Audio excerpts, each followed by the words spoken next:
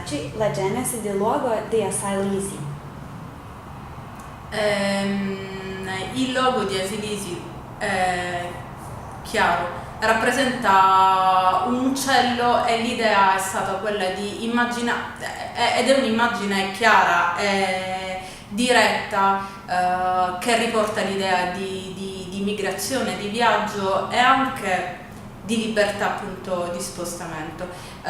Inizialmente immaginavamo l'immagine come un origami, immaginando appunto la carta dell'origami come una carta che desse informazioni. In seguito, con discussioni e un po' più di lavoro, abbiamo immaginato, comunque mantenuto l'idea del gioco, ma immaginando un tangram, perché è vero che il Asilisi dà informazione, però non è un'informazione che gira su carta, ma appunto è un nuovo mezzo, un nuovo strumento che è quella del video. Quindi abbiamo realizzato queste diverse parti separate, andando quindi sempre più vicino all'idea del tangram, e il tangram è anche un gioco che mette insieme quindi una molteplicità di immagini che possono riportare appunto ai diversi video, ma anche alle diverse persone che ci sono dietro, le diverse persone a cui tutto il lavoro viene rivolto. Questo può sintetizzare l'idea del logo. Il colore, per quanto riguarda invece il colore, abbiamo preferito non usare nulla di acceso e forte come per esempio un rosso, ma di utilizzare un colore più rassicurante, immaginando appunto questo misto tra l'azzurro e il verde. E come è stato definito il processo di realizzazione di disegni? Redazione. Realizzazione.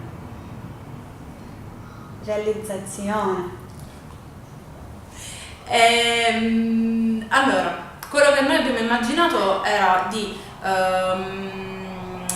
quindi realizzare questi disegni, ma prima di quindi mettermi subito al lavoro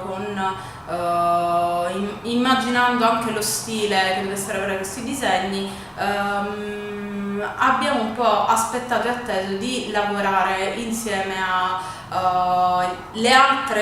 volontari che comunque avremmo coinvolto.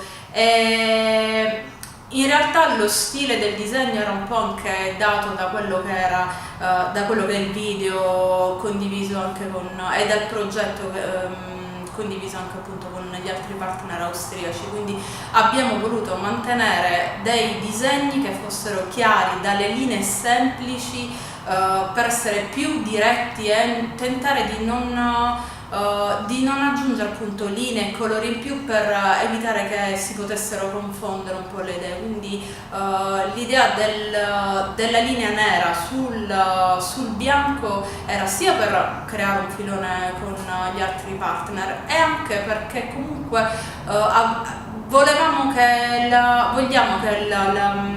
l'informazione sia più diretta e che ci si possa focalizzare su anche quello che il video dice e non tantissimo su un'immagine, quindi non lasciarsi distrarre dall'immagine. E come sono stati coinvolti i partecipanti del percorso creativo di realizzazione della videoguida?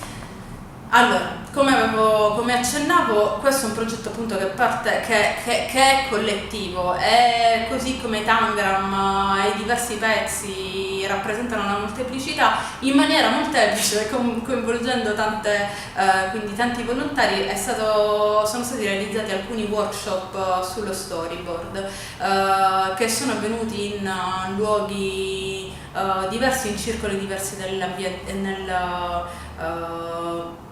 nella provincia di Catania.